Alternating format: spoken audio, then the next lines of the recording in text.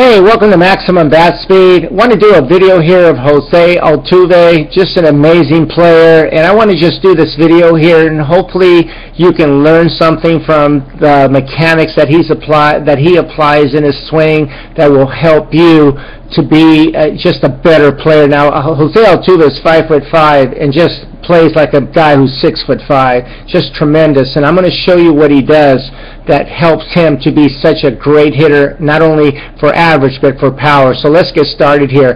Now, the first thing I'm going to show you here is this, that his setup, how beautiful it is. One thing I'm going to show you here is very typical of what you see in great players. You can see here that he keeps the knees inside the feet, inside of the ankle. Now, another thing that's very important here is this. You're going to notice here as we go further that he has pressure inside the instep, inside the ankle, inside the inner thigh right here, and this is very important in order to allow your upper body to work correctly. Now, as we go further right here, watch what's going on right here in his swing. You can see here as he gets into his gather, you can see here at this stage already, and I'm just going to draw a line right here to show you. I've only gone, let me show you here, probably three frames, 1, 2, 3 frames, okay, and I'm going to stop right here and I'm going to just draw some lines right here, and you're going to see that he already has stopped his lower body from moving backwards. Okay, and the reason I bring this up is because when I'm working with students, even college players, they allow their lower body to work back about 2, 3, 4, even 5 frames further back at this stage of the swing. Now watch what's going on right here. He's already stopped, and watch what's going on right here. In other words, he's posting up against a firm back leg. This is what you see in high-level players. It's almost like he has a cast on his back leg right here. He does what Josh Donaldson does and Buster Posey does, and a lot of great players. Now, again, people might look at this and not even look at this particular move as something significant, but it's extremely significant, because what this does is, because his lower body has stopped moving, this is going to allow his upper body now to be able to have a resistance so that it can start the back elbow can start working back and behind him as he starts getting into his toe touch, and this is exactly what he does. Again, you cannot overlook this as a player, as a student of the game, as a coach. This is crucial. Again, I'm going to do this again. By this time already, players they start to work back even further back with the back leg, but you can see that Jose's already stopped right here, so therefore allowing the upper body to have resistance against a firm back leg so the back elbow can work back and behind him.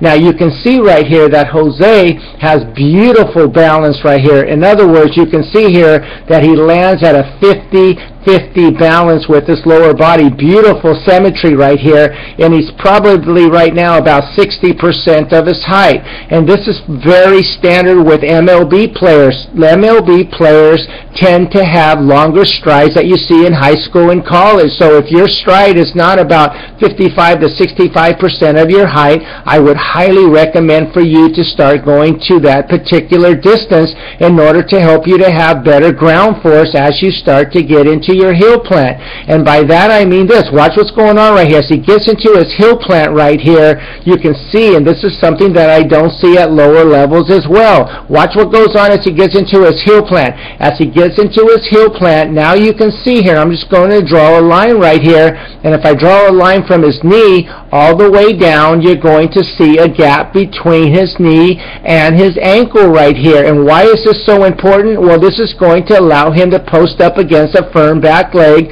so that his body can stop moving and therefore rotate against a firm front side. And again, this is very important, and the reason why is because what I see again at lower levels, even in college, once a player gets to heel plant, their lower body or their knee or their legs tend to leak over 2, 3, 4, 5 frames going forward this way. And you can see how fine-tuned and compact Altuve's swing is right here, and I would highly recommend for you to video record yourself to see if you are actually leaking your load either backwards or forward. This is very important. Now, another thing that's going on right here, because Jose is applying the lower body mechanics that I just mentioned to you and having that resistance from the upper body. It's allowing his upper body to have very nice pullback, good resistance, therefore allowing him to have a beautiful bat path to the ball. And by that I mean this. You can see right here, it's very obvious that his hand path is just a beautiful hand path. Now if I draw a line to where his shoulder to shoulder is, you can see here it's very obvious that there's a little gap right there between the shoulder and the bat path. This allows him to hit pretty much any pitch that comes his way, and this is what you want to have in your swing.